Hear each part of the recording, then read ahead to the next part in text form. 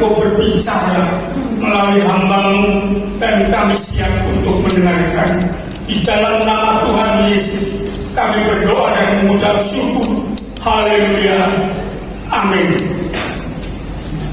Silahkan duduk. Shalom. Puji Tuhan. Saya hampir menyerah. Kemarin malam saya tidak bisa hadir, kondisi badan tidak normal. Sampai pagi tadi kondisi badan saya masih terlalu berat. Dan baju yang saya pakai, saya berpikir panjang. Ini baru pendek, kecewa berat. Namun saya tidak boleh menyerah. Walaupun dikecewakan dengan baju yang saya pakai, walaupun tubuh terlalu berat, namun saya harus menyampaikan firman Tuhan sekuat tenaga saya. Bapak Ibu, mari kita akan satukan mimpi dalam kehidupan rohani kita. Filipi pasal 2 ayat 1 dan 2. Filipi pasal 2 ayat 1 dan 2. Demikian firman Tuhan. Jadi karena dalam Kristus ada nasihat, ada penghiburan kasih, ada persekutuan roh, ada kasih mesra dan belas kasihan. Karena itu sempurnakanlah sukacitaku dengan ini. Hendaklah kamu sehati sepikir dalam satu kasih, satu jiwa, satu tujuan.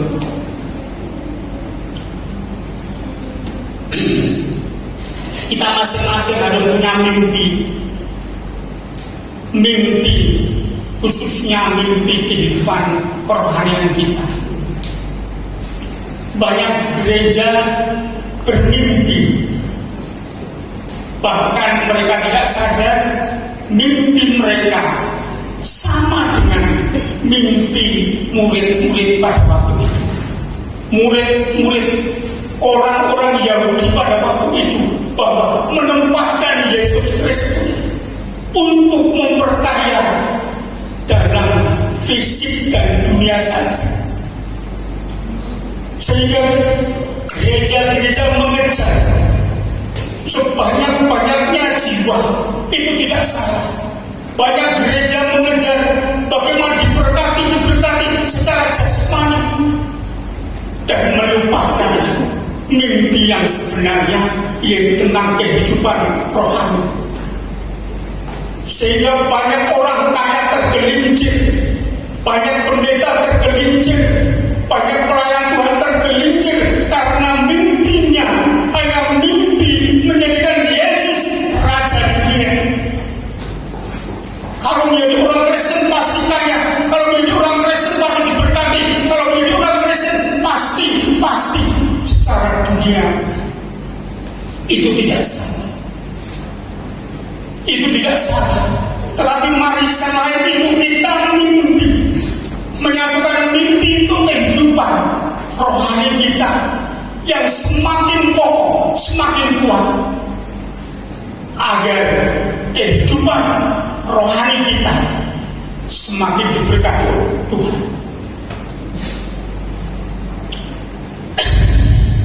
Filipi pasal 2 yang pertama katakan, jadi karena dalam Kristus ada nasihat, ada penghiburan kasih, ada persekutuan roh, ada kasih mesra dan belas kasih. Bapak Ibu, mari kita sebagai orang beriman bukan hanya hidup di alam jasmani saja, tetapi sekarang kita akan masuk lebih lagi. Selain alam jasmani, kita akan masuk dalam alam roh, agar kehidupan kekristenan kita sebagai pengikut Kristus tidak hanya menempatkan Yesus sebagai sumber berkat saja, tidak hanya menempatkan Yesus sebagai yang harus diminta-minta supaya kita diberkati secara jasmani, dan melupakan kehidupan rohani. Berapa anak Tuhan yang jatuh karena mengejar mimpinya dengan harta dunia, sehingga ketika kesinggung sedikit, ketika punya masalah sedikit, ketika punya persoalan sedikit, mereka jatuh tumbang, imannya tidak kokoh, tidak kuat, karena mimpinya ada mimpi dari segi jasmani. Oleh sebab itu marilah kita saling menasihati, saling memberikan hiburan kasih dan persekutuan roh. Ada kasih mesra dan belas kasih. Karena itu sempurnakanlah sukacitaku dengan ini. Hendaklah kamu sehati, sepikir dalam satu kasih, satu jiwa dan satu tujuan. Kita ditempatkan di sini sebagai jemaat Gereja Imam Injil Mojoso yang digembalakan Bapak Ayub Bayangkap. Tentunya Bapak Ayub Bayangkap punya mimpi supaya gereja ini semakin monceng, semakin megah, semakin bagus, baik dari segi pembangunan maupun segi kejiwaan, segi kerohanian. Itu yang paling utama, memajukan rohani yang semakin kokoh, memajukan bangunan gereja juga yang semakin kokoh, agar dapat dilihat dunia. Gereja ini kokoh bukan dari bangunan saja, tetapi dari segi persekutuan mempunyai kekuatan yang luar biasa karena punya hati yang sepikir, punya kasih, punya satu jiwa dan satu tujuan yang sama, yaitu membangun manusia rohani yang cinta Yesus, cinta gereja, cinta pendeta, cinta pelayanan, sehingga benar-benar kehidupan kekristenan kita semakin diberkati oleh Tuhan.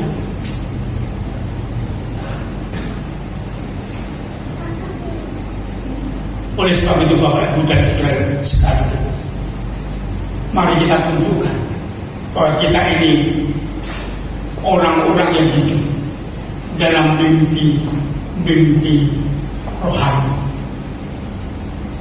Meraih mimpi rohani itu lebih bagus dan lebih utama daripada meraih mimpi jasmani.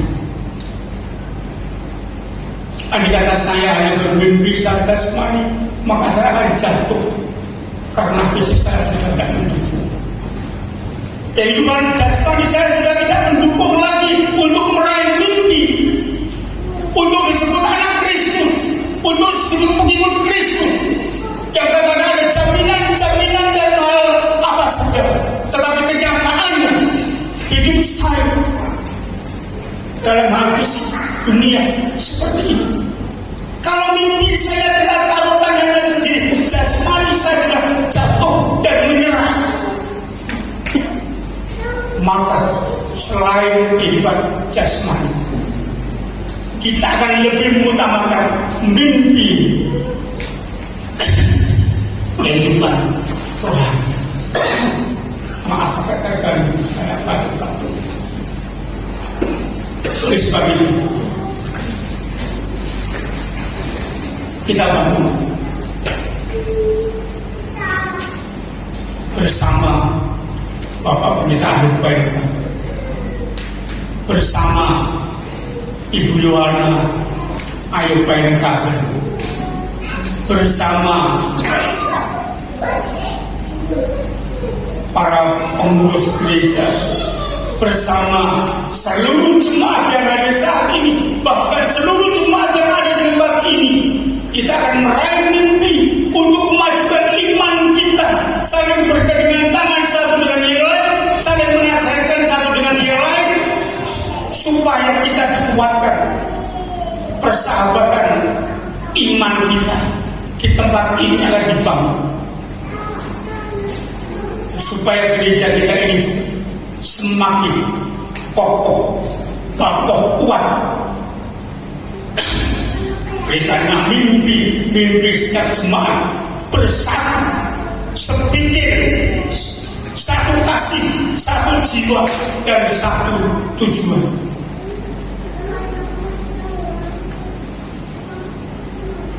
Yohana ayo panengkaken karwo kinase opo ayo panengkaken sakloron ngapeti Gusti bangun Palekrio kemanjir Hari Salomo Esther Destinisi Ukur cancut Caliwondo Membantu Pengkuan Bambang Sakloron Heru Sakloron Pendi Sakloron Jati Sakloron Podo Angen Uyo Ayo tambah maju Kemah Injil Mojo Songo Kabiantu Samae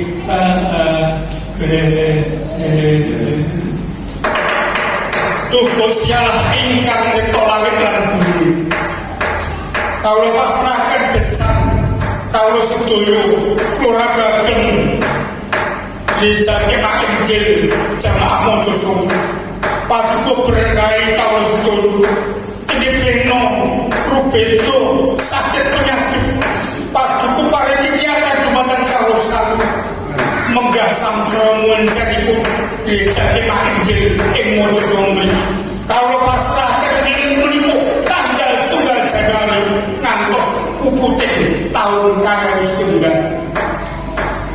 kaulo mboten mangertos napa yang badhe kedadian namun kalau kita terus pilih Paduka paring kegiatan roh suci tumedhak putih besar kawasan ing salajengipun Paduka kamulyaken wonten sak tengah-tengahipun gereja Injil Mojo Songo. Sumoga Gusti kula pasrahaken wonten karsa Paduka. Kita membuka Roma 12 ayat yang tidak asing bagi kita. Roma 12 ayat 1 dan 2.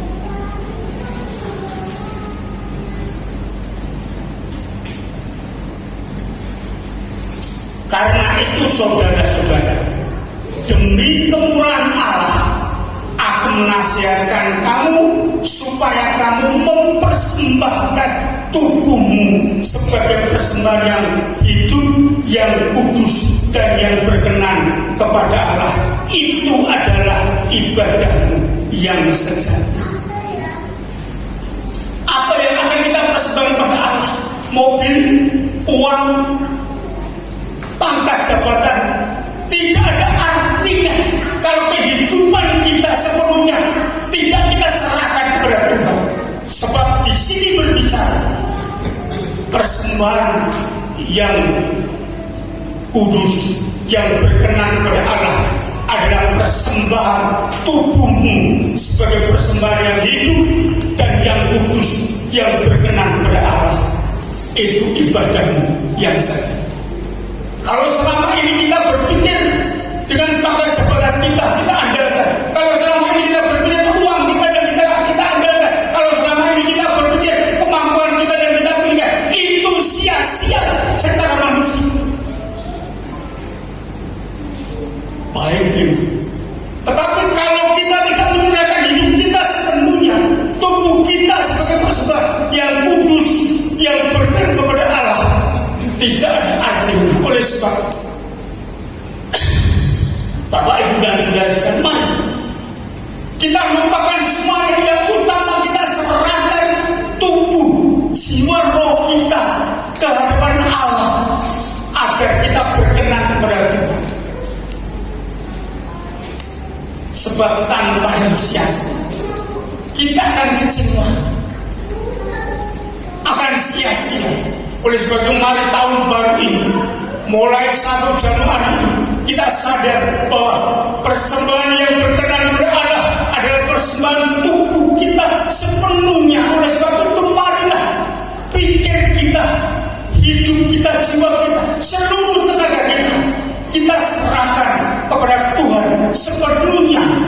suatu persembahan yang berkenan kepada Allah. Lalu selama tahun 2020 kita gampang karena gereja membuat telah sedikit urapo agak terlambat tidak apa-apa, besok kan ada hilangkan. Kalau selama ini kita tidak ikut berkegiatan KRT, nggak perlu sok mingguan KRT dan Selasa. Mari pemikiran-pemikiran seperti ini kita tinggal, kita ikut bersama-sama, terlibat dalam setiap acara, terlibat dalam setiap apa yang diprogramkan gereja ini semampu kita.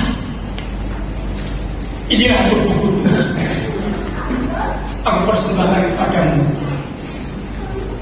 sebab aku sadar aku tahu itu adalah ibadah. Maka ketika saya akan menyerah, akan saya lempar khotbah tanggal 1 ini, karena kondisi saya memang terlalu berat dan tidak berat. Namun aku berseru Tuhan, memang tubuhku berat, tapi Engkau topang aku supaya aku tetap bisa melakukan tugas tanggal 1. Dan Tuhan berikan kekuatan. Saya pakai sepatu yang paling besar karena bengkak saya mau tambah. Sepatu ukuran 43 sudah bisa, saya naik ke 44 juga tidak bisa. Ini ukuran jumbo juga tidak bisa. Karena dimasukkan tidak bisa. Menyerah, hampir menyerah. Namun saya ingin persembahkan tubuh secara manusia, memang tubuh ini sudah rapuh, tapi iman, keyakinan saya, roh saya harus murni di hadapan Tuhan.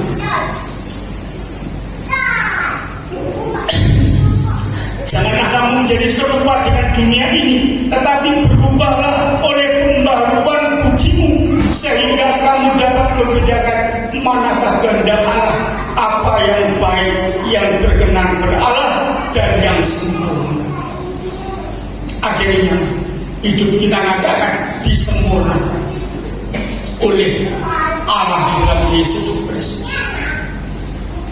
sehingga kita akan berjumpa di surga yang mulia. Ketika saya ditelepon oleh seseorang untuk khotbah, saya kira khotbah Natal, tetapi bukan, ternyata khotbah kematian. Kenapa panggil saya? Saya bukan pendeta. Ternyata mereka kebingungan mencari pendeta.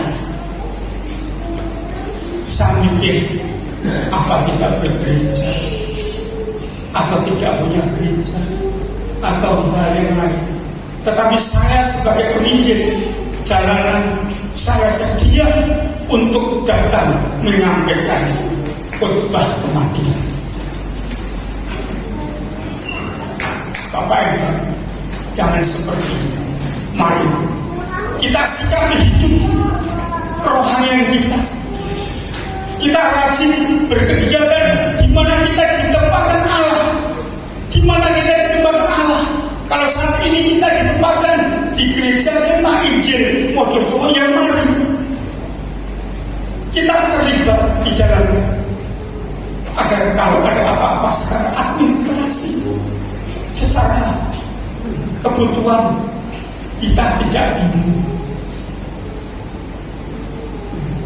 Saya mengajak kepada Bapak Ibu dan saudara sekalian kembali ke ayat Filipi 2, ayat yang 1 dan 2. Filipi 2 mas,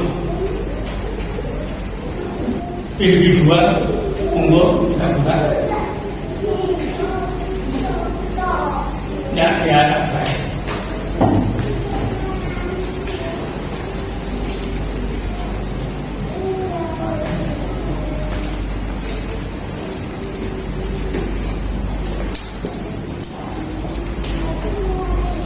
Sekali lagi kita akan dengar nasihat Jadi karena dalam Kristus ada nasihat.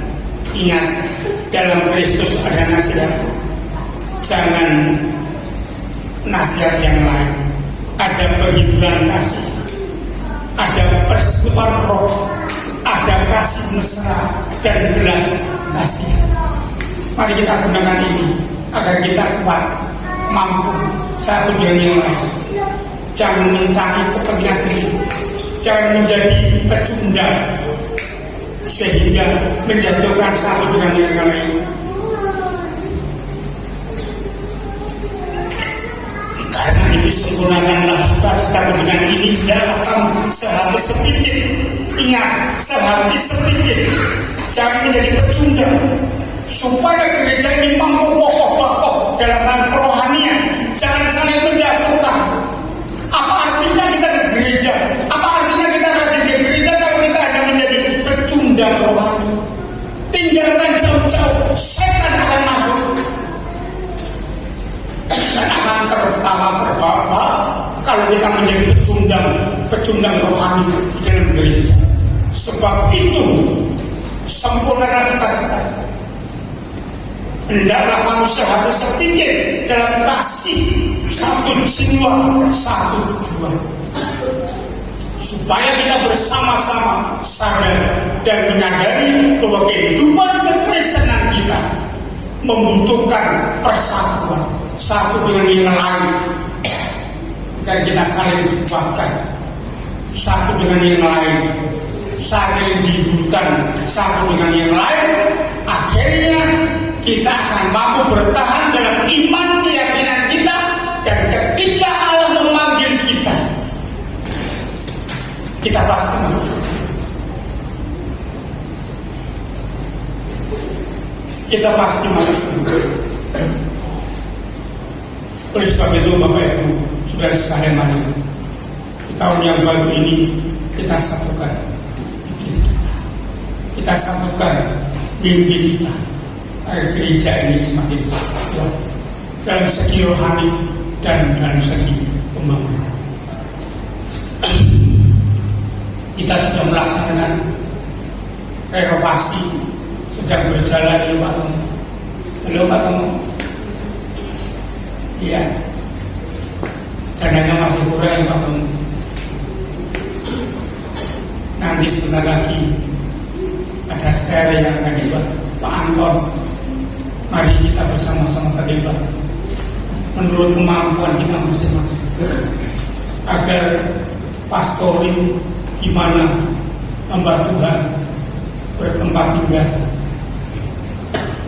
dengan nyaman di tempat. Sebab itu mari di awal tahun ini program kita untuk renovasi gereja, kita sempurna bersama, kita bersama-sama saling membantu, saling menolong. Seberapa yang kita miliki, yang kita punya, kita berkati rumah Tuhan, kita berkati renovasi pastor. Kita bukan nyumbang.